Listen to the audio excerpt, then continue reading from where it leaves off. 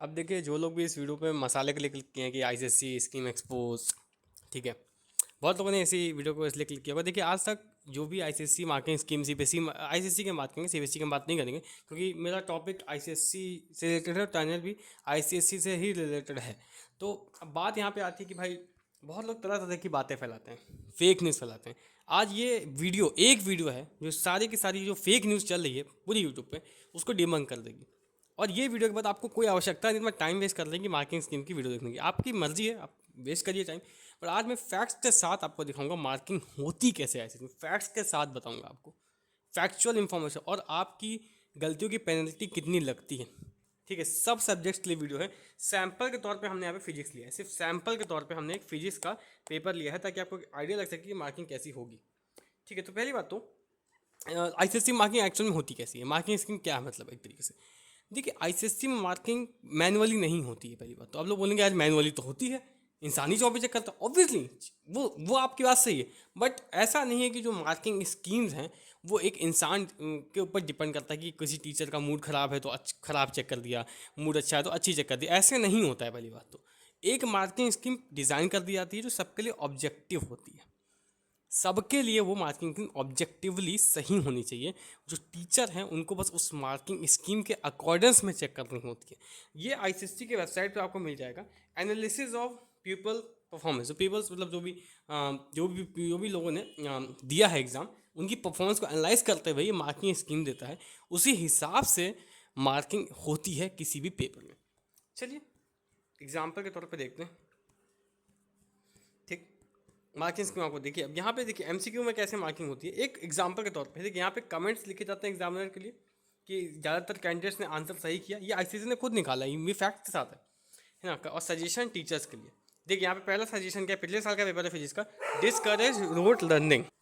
पहला सजेशन ये है कि डिस्करेज रोट लर्निंग, तो यानी रट्टाफिकेशन के खिलाफ है पहला पिछले साल का फिजिक्स का पेपर। इनफैक्ट हर पेपर में आपको ये चीज़ मिल जाएगी।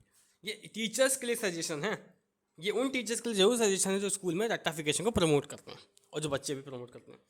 ठीक है, अब देखिए, अब यहाँ मार्किंग स्कीम एमसीक्यू की कैसी होती है, देखिए एमसीक्यू की कैसी होती है। ये मार्किंग स्कीम है, ये आईसीएसई ने रिलीज किया, सबके लिए ऑलमोस्ट ऐसी होगी है ना। ये एक एग्जाम्पल के तौर पर हमने फिजिक्स लिया, हम हाथ सब नहीं लिख सकते।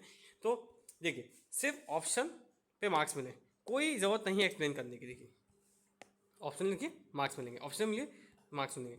अब एक क्वेश्चन देखते हैं, ये वाला क्वेश्चन, ये 2 मार्क्स का क्वेश्चन है। 2 मार्क्स में कैसी मार्किंग होती है, ये कोई भी क्वेश्चन है, इसका आंसर देखते हैं किस तरह से मार्किंग। देखिए ये भी बता देंगे कि क्या गलती की टीचर्स ने, क्या गलती, एक सजेशन होता है।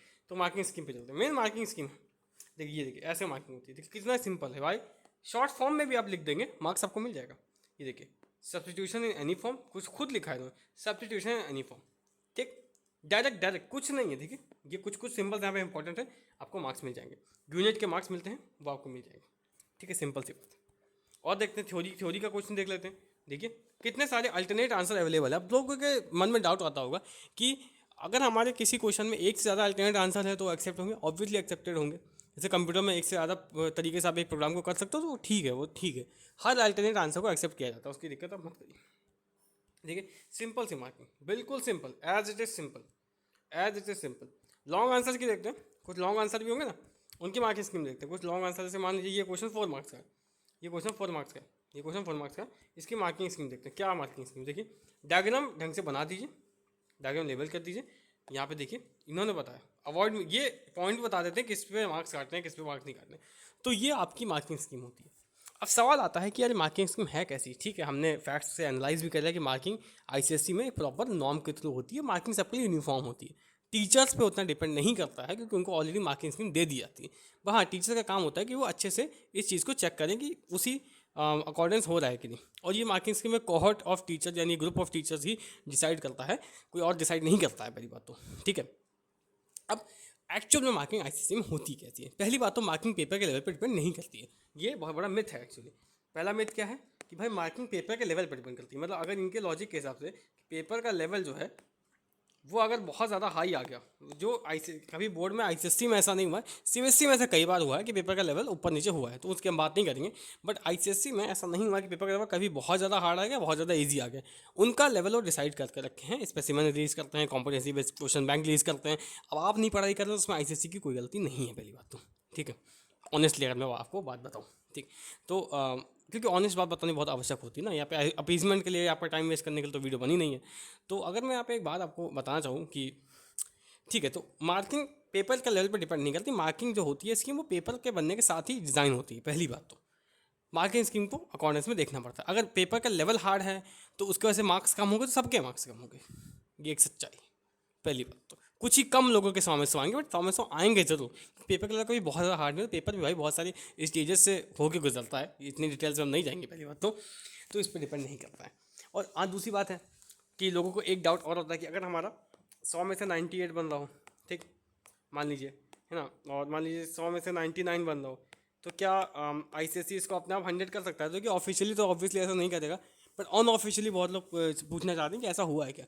तो मैंने कुछ स्टूडेंट से बात की, ऑब्वियसली मैं यहाँ पे कोट करना चाहता हूँ, this is unofficial data. I am not here की liable to this thing, I am not liable to this claim, I am not claiming that ये जो क्लेम है 100% ट्रू है, ना ही मैं इसकी गारंटी देता हूँ। ये कुछ बच्चों ने ही मुझे बताया है। ऑब्वियसली मैं किसी का नाम कोट नहीं करूँगा, ना ही किसी का रिजल्ट यहाँ पे दिखाने वाला हूँ, कि उनका हो सकता है 1-2 मार्क्स MCQ में कटा था, बट उनको 100 मार्क्स प्रोवाइड कर दिया गया। मैं फिर रिपीट करता हूँ, ये क्लेम मेरा नहीं है, ये क्लेम मैंने कहीं से सुना है, तो ये अनऑफिशियल क्लेम है, it is not official. ICSE कभी ऐसा नहीं करता है कि 99 का 100 कर दे। अगर 99 है तो 99 ही छपेगा, बट अनऑफिशियली कई जगह ये चीज़ देखी गई। ऑब्वियसली अनऑफिशियली तो आप पढ़ाई पे ध्यान दीजिए, ये सब मार्किंग स्कीम वगैरह पे ध्यान मत दीजिए। मार्किंग स्कीम एक यूनिफॉर्म तरीके से ही चेक होगी, कोई बायस नहीं क्रिएट होगा, बायस को मिनिमाइज़ किया जाएगा, ठीक है। बाकी अगले में हम डिस्कस करेंगे कि ICSE में जो और भी मार्किंग स्कीम्स के और नॉर्म्स हैं उनको हम डिस्कस करेंगे, और भी चीज़ें डिस्कस करेंगे। चलिए, आपके एग्ज़ाम के लिए बेस्ट ऑफ लक, पढ़ते रहिए और मेहनत करते रहिए।